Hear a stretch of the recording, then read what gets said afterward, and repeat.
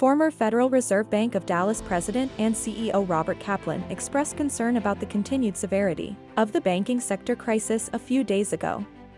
The former Goldman Sachs executive reportedly told the Wall Street Journal that the crisis is in the second or third inning, rather than the seventh. "Something is coming, and I'm afraid it's not something we can handle alone."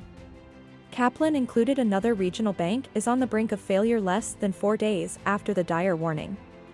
Following a late Monday report that the San Francisco-based lender had lost about 40% of its deposits. In the first quarter of 2023, shares of First Republic Bank have fallen for 2 days in a row. Hello and welcome to Market Empire, the channel where we bring you the latest news and insights from the world of finance and investments. In today's video, we'll be discussing the future of banking and how Bitcoin and cryptocurrencies are set to play a significant role in shaping it.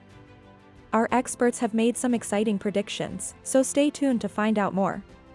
Depositors reportedly withdrew around $100 billion from the regional bank in March out of fear of another bank failure. First Republic stock dropped by close to 50% on Tuesday and another 30% on Wednesday after the report was released. The stock hit an all-time low on the same day Silicon Valley Bank did, and it has dropped by more than 90% so far this year. On Monday, First Republic announced it was evaluating potential long-term strategies to improve its weak financial position. Depositors are aware that 11 of the largest banks in the country injected $30 billion into First Republic last month to stem the tide of the banking crisis. Now that that strategy has failed, advisors from First Republic are reportedly trying to persuade those banks to purchase alien-based assets at a premium to market prices. According to CNBC, this is a desperate measure on the part of First Republic. Right now, government officials aren't interested in helping save the regional bank. U.S. bank regulators, according to Bloomberg News, are contemplating lowering their internal ratings of the bank. This action may make it impossible for the bank to obtain loans from the Federal Reserve. The cryptocurrency market appears to be gaining some ground on the back of the First Republic news, even as investors and analysts continue to mull over the state of the U.S. banking sector.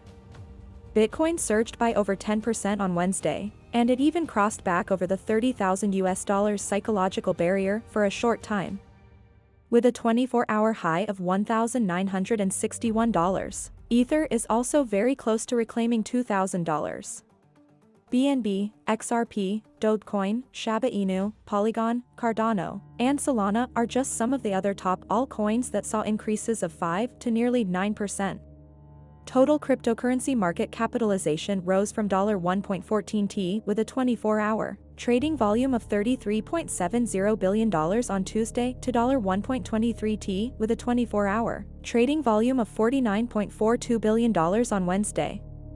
On Wednesday and Thursday, the Crypto Fear and Greed Index climbed to 56 and 59, respectively. Despite a sharp retracement late Wednesday and increased volatility into Thursday, analysts are attributing some of the gains to a fall in the US dollar index and concerns about the debt ceiling. On Wednesday, House Republicans narrowly passed a bill that would raise the debt ceiling by $1.5 trillion while cutting federal government spending. Block measures, such as federal student debt cancellation and new funding for the IRS, would be subject to annual growth and spending caps of 1% if the bill were to become law.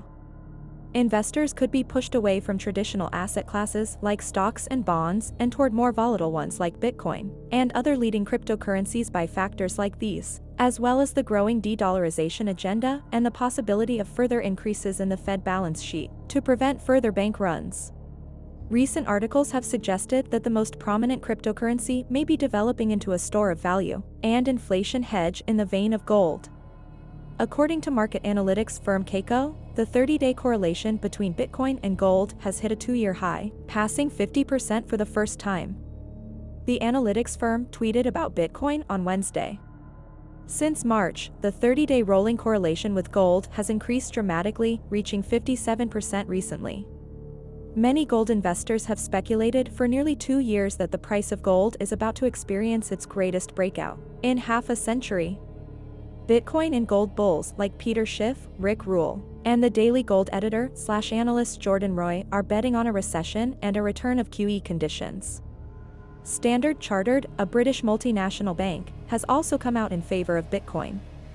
Standard Chartered analyst Jeff Kendrick predicted in a recently published research note that Bitcoin would soon reach a new all-time high of $100,000, signaling the end of the crypto bear market.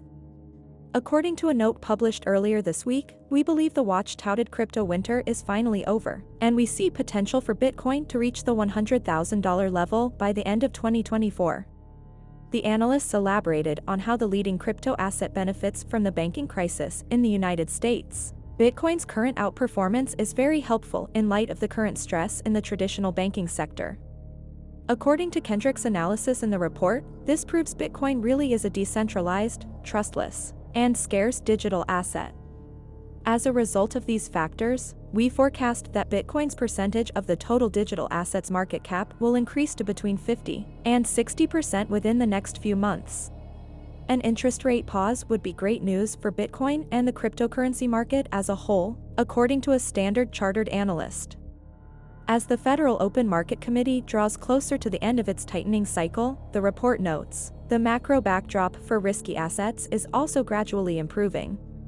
Bitcoin does well in bear markets for risky assets, but its correlation with the Nasdaq suggests it should do even better in bull markets.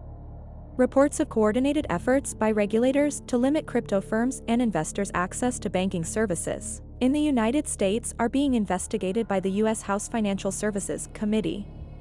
The Federal Reserve, the Federal Deposit Insurance Corporation, and other regulators have collaborated on a plan to cut off the cryptocurrency industry's access to banking services in the United States, and the plan's target operations version is 0.2.0. The authorities wrongly attribute the banking sector crisis to industry actions. They have reportedly warned financial institutions against engaging in business with affiliated organizations. It has been reported that the chairs of 3 House committees have written letters to Federal Reserve Chair Jerome Powell, FDIC Chair Martin Grunberg, and Acting Comptroller of the Currency Michael Hsu, requesting access to all agency records. The House will look into claims of Choke Point 2.0 and any concerted efforts to cut off the crypto industry's access to banking services. The letters to Powell, Gruber, and Hsu argue that not all crypto activities are high risk and that recent events do not justify a witch hunt against the industry as a whole.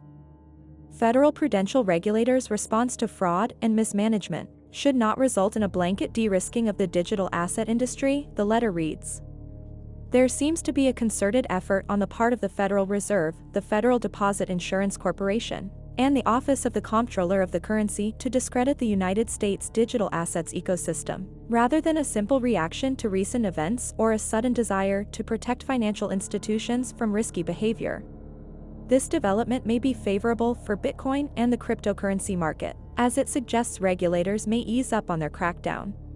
Do you agree that Bitcoin and other cryptocurrencies are benefiting from the convergence of bullish economic and macro conditions? What are the chances that these developments won't trigger the next major crypto market rally?